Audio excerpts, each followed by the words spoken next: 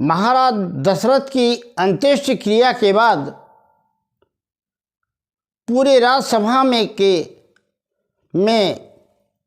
भरत जी ने राज सिंहासन को ठुकरा करके राम जी के पास चलने का निर्णय कर लिया था। मित्रों, ये बात मांडवी उर्मिला के पास जाकर के बताती है कि बहन, आर्य ने राम जी को मनाने के लिए वन में चलने के लिए घोषणा कर दी है और राज सिंहासन ठुकरा दिया है। और बहन, इतने दिन हो गए मैं तुम्हारे पास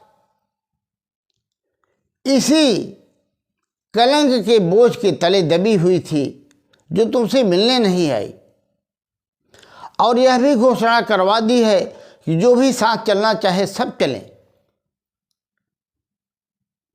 सब जा रहे हैं। उर्मिला शोक संतप्त थी ही। उसने कहा, क्या मैं भी चल सकती हूं? अरे पगली, सब जा रहे हैं तो तुम क्यों नहीं चल सकती? इतना कह करके वह गई, और जैसे ही भरत जी मिले तो उसने कहा, क्या हम लोग भी चल सकते हैं वन में भगवान के दर्शन के लिए? भरत ने कहा, क्यों? बोले, उर्मिला इतना दुखी है कि एक बार उसे लक्ष्मण के दर्शन हो जाएं, मैं उसके लिए कह रही थी। भरत ने सीधा कहा, क्या मैं जो भगवान राम को लाने जा रहा हूं, मेरे उद्देश्य की सफलता पर कोई संदेह है क्या तुम लोगों पर? उसने हाथ जोड़कर कहा, नहीं आर्य, संदेह तो नहीं है। तो बोले, जाओ उर्मिला से कह दो लक्ष्मण के स्वागत की तैयारी करे और राम राज्याभिषेक की तैयारी करे। कोई चिंता की बात नहीं, मैं लेकर आता हूं। इतना कहने के बाद भरत जी सबको उचित सम्मान देते हुए पालकियों में माताओं को, गुरु जी को और पूरी सेना को साथ में लेकर, जिसमें आगे आगे सैनिक, हाथी, घोड़े आदि चल रहे थे और सूर्य पताका फहरा रही थी, प्रस्थान कर देते हैं। पूरे नगर में इस बात की चर्चा थी कि आज भरत राम जी को मनाने जा रहे हैं। कितने तो पछता रहे थे कि हम उस बार राम के साथ नहीं जा पाए, हमको सोता छोड़कर चले गए थे, पर इस बार भरत के साथ जाएंगे तो जरूर लेकर आएंगे। सब साथ चले जा रहे थे, और जब सब साथ चले जा रहे थे तब सई नदी तक पहुंच गए थे, और सई तेरे बस चले बिहाने, सिंह बेर पुर सब नियराने। और जब सिंहबेरपुर पहुंचने ही वाले थे, क्या वहां का राजा गुह, जो भगवान का परम मित्र था, उसको आकर के एक दूत सूचना देता है कि भरत अपनी चतुरंगिणी सेना लेकर के सीधे चला आ रहा है। हमने अपने आंखों से देखा है। गुह ने कहा, क्या कहा भाई? भरत इतना गर्व हो गया है, उसे राज का मद हो गया है। जिस राज को भगवान ने एक क्षण में राम जी ने उसके लिए छोड़ दिया, अब वह इतने से भी संतुष्ट नहीं है। हो न हो उसकी कुटिल माता के कोख से जन्मा यह बालक भी कुटिल भी हो, और राम को वन में अकेला जान करके उन्हें समाप्त करके निष्कंटक राज्य करने की अभिलाषा से जा रहा हो।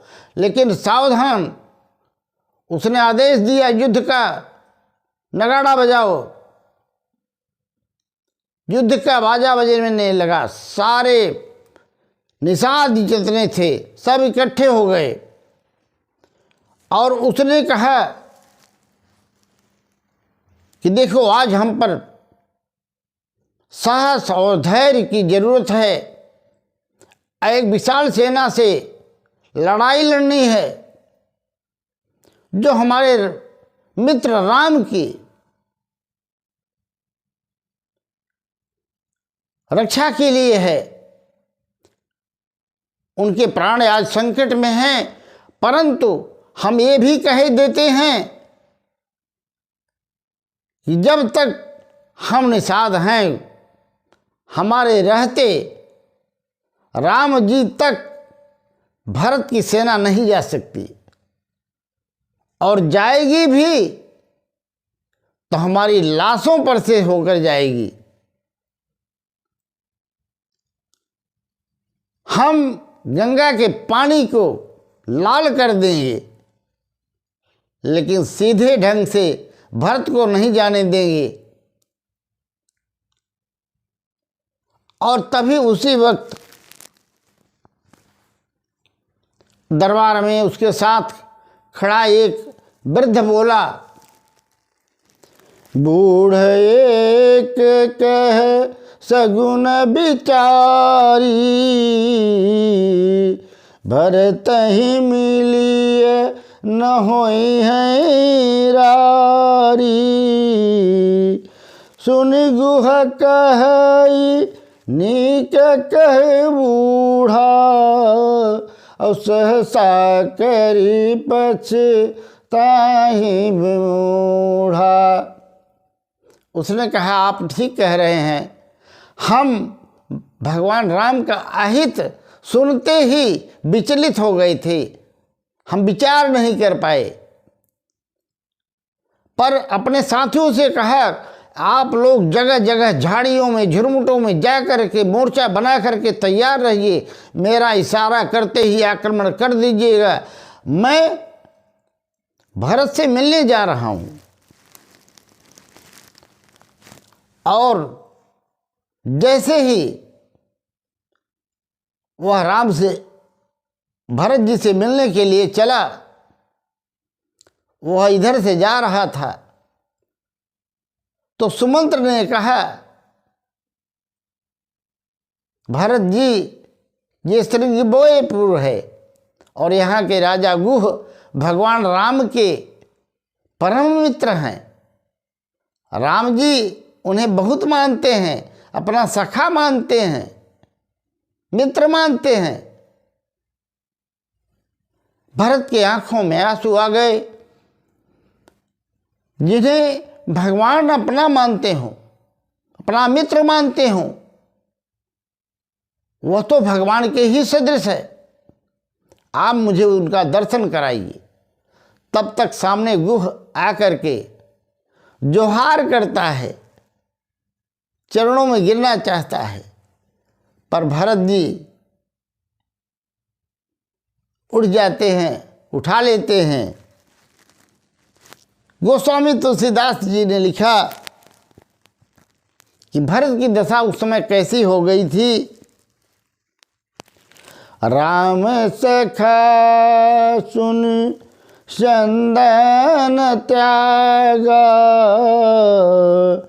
चले उतरी उमगत अनुरागा। इतना प्रेम में मग्न हो गए कि मानो राम ही मिल गए हों। रथ को छोड़ दिया, पैदल दौड़ पड़े। गुह उनके चरणों में गिर रहा है, पर भरत जी उठा ले रहे हैं और कहते हैं, तुम मुझे हृदय से लगा लो। पर वो कहता है आप राजा हैं, मेरा यही इतना बहुत है, आप स्वीकार कीजिए, मेरा प्रणाम स्वीकार कीजिए। तो भरत जी फिर दुखी हो जाते हैं। आप हृदय से लगा लेते तो मुझे लगता भैया राम मुझे हृदय से लगाते हैं, इतना प्रेम देते हैं, और आप लगा लेते तो मैं ये समझ लेता कि भैया ने मुझे हृदय से लगाया, पर उसके लायक भी नहीं हूँ, मैं तो पाप का पुंज हूँ, उसका प्रायश्चित कहाँ, और मैं इसी दंड के लायक हूँ। कह के भरत जी जाने लगे। दौड़ करके गुह ने भरत जी को पकड़ लिया, हृदय से लगा करके दोनों रोने लगे भगवान की याद में। और तब गुह ने सारी बात बताई कि उस बट वृक्ष के नीचे जो घास दिखाई पड़ रही है उसी पर भगवान सीता राम जी पूरी रात काटे थे। हमने जो भोजन परसा उसको भी नहीं खाए, कंद मूल फल खाए और गंगा जी का जल पीकर अपना पेट भर लिया। भरत जी तड़प कर रह गए और आंखों से आंसुओं की धारा तो बंद ही नहीं हो रही थी, अविरल चल रही थी। और वहीं से भरत जी ने कहा जिनको महलों में सोना चाहिए, मखमली गद्दों पर सोना चाहिए, फूलों की सेज पर सोना चाहिए, वे घास पर सोएं। अधिकार है मेरे जीवन को, मैं महल में सोता रहा। मेरे भैया भाभी घास फूस पर सोए। यहाँ से मैं प्रण लेता हूँ, मैं भी पैदल ही जाऊँगा, रथ पर नहीं जाऊँगा।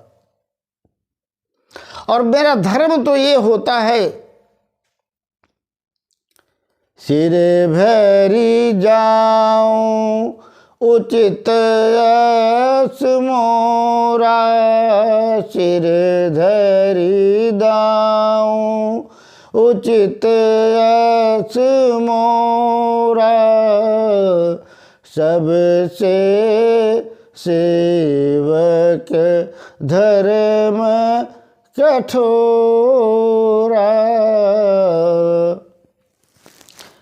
मित्रों, सभी लोग वहाँ से प्रस्थान करते हैं। अब गुह भी साथ हो लिया, रास्ता दिखाते हुए आगे चलता जाता है। उधर भगवान राम सुबह जब सोकर उठे तो सीता जी ने बताया कि आज मैंने एक बहुत ही दुस्वप्न देखा है, भयानक स्वप्न देखा है। राम जी ने कहा क्या देखा, बताओ तो। बोले मुझे स्वप्न में दिखाई दिया कि भरत आ रहा है और भरत के साथ सारा समाज है, परंतु एक चीज विचित्र देखी, सबके मुख मलिन और माताओं के अलग ही वेश देखे।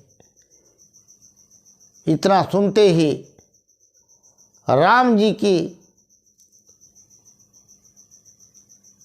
चिंता बढ़ गई और वे सोचने लगे आखिरकार भरत ऐसी परिस्थिति में क्यों आ रहा है और क्या बात है।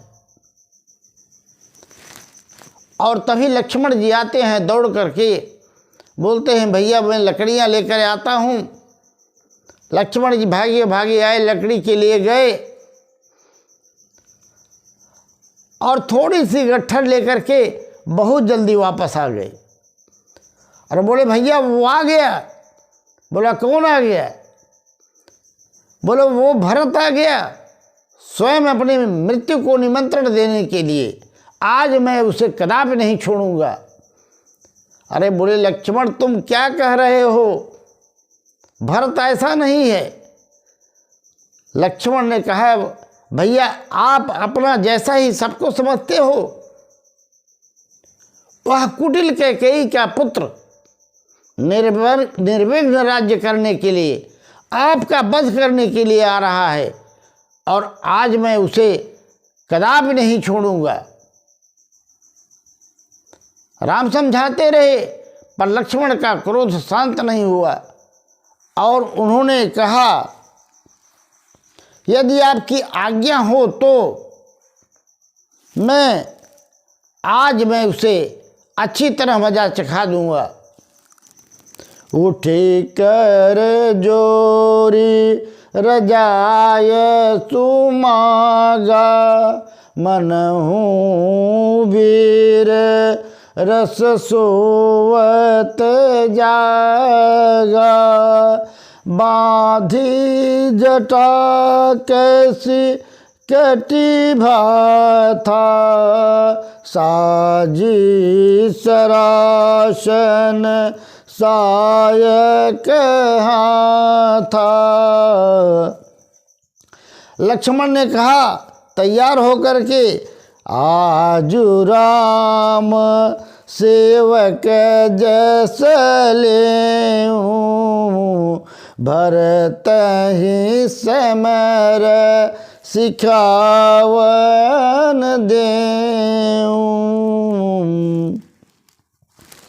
राम निरादर कर फल पाई, सोवहुं समर सेज दो भाई। लक्ष्मण जी ने कहा, आज समर में मैं भरत और शत्रुघ्न दोनों भाइयों को सुला करके ही वापस आऊंगा। और तब तक गुह बताता है, भगवान राम की पर्णकुटी यहीं तो थी, पर दिखाई नहीं पड़ रही है, कहाँ पर है। लक्ष्मण ने क्रोध कर रहे थे, भगवान राम ने शांत किया। उसी समय भविष्यवाणी भी हुई थी, लक्ष्मण तुम्हारे पराक्रमक को हम प्रणाम करते हैं, सारे देवता, तुम सब कुछ कर सकते हो, राम भक्त हो, परंतु बिना सोचे समझे विचारे कोई भी ऐसा कार्य नहीं करना चाहिए जो कि अंत में दुखदायी सिद्ध हो जाए। राम ने मना किया, लक्ष्मण शांत हुए। दूत खोजता हुआ पर्णकुटी का जाकर के पता बताया गुह को, और गुह भरत को बताया कि पर्णकुटी क्या पता लग गया है, वो जो पेड़ों का झुरमुट है उसके पास ही राम लक्ष्मण सीता बैठे हैं, चलिए उनका दर्शन किया जाए। भरत ने सबको कहा, गुरुजी आप आराम आराम से आइएगा, माताएं थकी हुई हैं, इनको धीरे धीरे सब लोग आइए, बाकी लोग यहीं रुके, हम जाते हैं और राम जी के पास। भरत जाते हैं और राम जी के पास जाते हैं, सामने जाने की हिम्मत नहीं पड़ती। आज भी अभी भी मन में सोच रहे हैं, क्या राम मुझे क्षमा करेंगे? मैं इतना बड़ा पापी अनर्थ का जड़, क्या भगवान मुझे क्षमा करेंगे? ऐसा सोच रहे थे, और तभी राम जी से प्रणाम करते हैं पीछे से। कहत प्रेम नाई महिमा था, भरत प्रणाम करत रघुनाथा, भरत प्रणाम करत रघुनाथा। लक्ष्मण जी ने कहा, प्रभु भरत प्रणाम कर रहे हैं। और जैसे ही तना सुना, राम जी तने बेग से उठे कि उनका वस्त्र कहीं गिरा, धनुष कहीं गिरा, तुड़ीर कहीं गिरा, बाण कहीं गिरा, और जा करके भरत को गले लगा लेते हैं। उठे राम सुनि प्रेम अधीरा, कहूँ पर कहूँ निसंग धनु तीरा।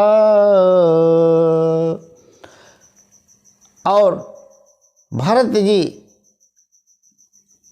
सीता को प्रणाम करते हैं, लक्ष्मण भरत को प्रणाम करते हैं, शत्रुघ्न भी राम जी को, सीता जी को प्रणाम करते हैं। और तब भगवान रामचंद्र जी बर बस लिए उठाई उर लाए कृपा निधान, भरत राम की मिलने लखी, बिसरे सबहि अपान। राम और भरत जिस तरह से आपस में लिपट करके, सीने से सीने मिला करके दोनों भाई के आंखों से अविरल आंसू बसे चले जा रहे थे, सभी अपने शरीर की सुध खो दिए।